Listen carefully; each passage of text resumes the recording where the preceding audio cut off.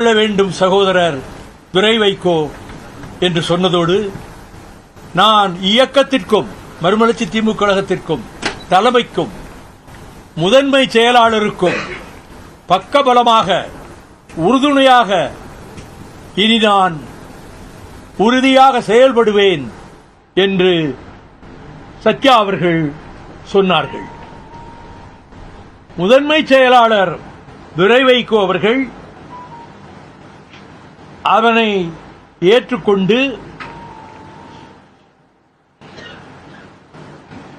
ஒற்றுமையாக இருந்து இந்த இயக்கத்தை வலுப்படுத்துவோம் என்று சொன்னதோடு மட்டுமல்லாமல்,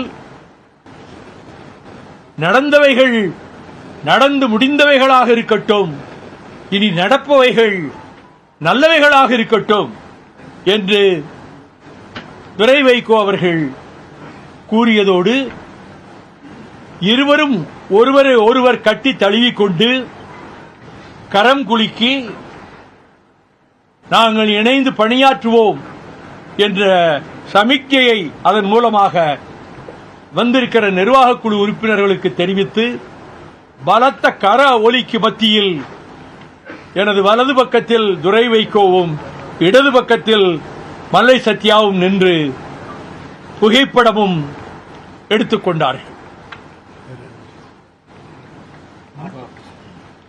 இந்த வக்ஃப் இஸ்லாமியர்களுக்கு விரோதமான சட்ட திருத்தத்தை கொண்டு வந்து அநீதியும் அக்கிரமும் நிறைந்த அந்த மசோதாவை நிறைவேற்றிய நரேந்திர மோடி அரசுக்கு எதிராக அந்த நரேந்திர மோடி அரசை கண்டித்து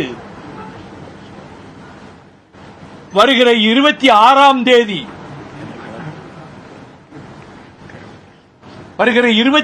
தேதி காலை 10 மணிக்கு சென்னையில் மறுமலர்ச்சி திராவிட முன்னேற்ற கழகம் ஆர்ப்பாட்டம் நடத்துவது என்று தீர்மானிக்கப்பட்டிருக்கிறது.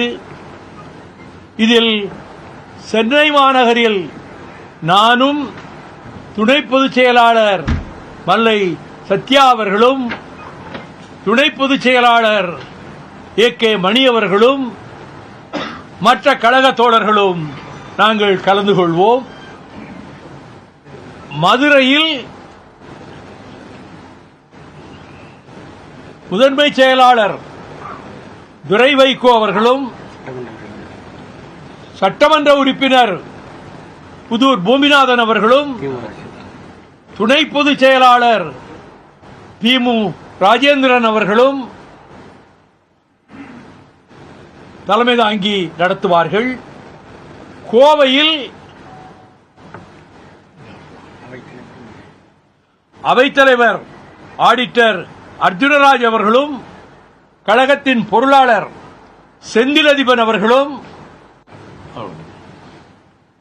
அந்த மண்டலத்திலே உள்ள மாவட்ட செயலாளர்களும் இந்த 3 இடங்களிலும் சென்னை, மதுரை, கோவை, திருச்சியில் அண்மையில் தான் நம்முடைய நாடாளுமன்ற உறுப்பினர் துரை வைகோ அவர்கள் தலைமையில் 10,000க்கு மேற்பட்டோர் கலந்து கொண்ட ஆர்ப்பாட்டத்தை நடத்தி முடித்திருக்கிறார்கள். அதனால் தான் திருச்சியை நாங்கள் தேர்ந்தெடுக்கவில்லை. மற்ற 3 இடங்களிலும் இந்த ஆர்ப்பாட்டம் நடைபெறும். கழகத்தின் பொதுக்குழு ஜூன் மாதத்தில் நடைபெறும். தேதி, இடம் பின்னர் அறிவிக்கப்படும்.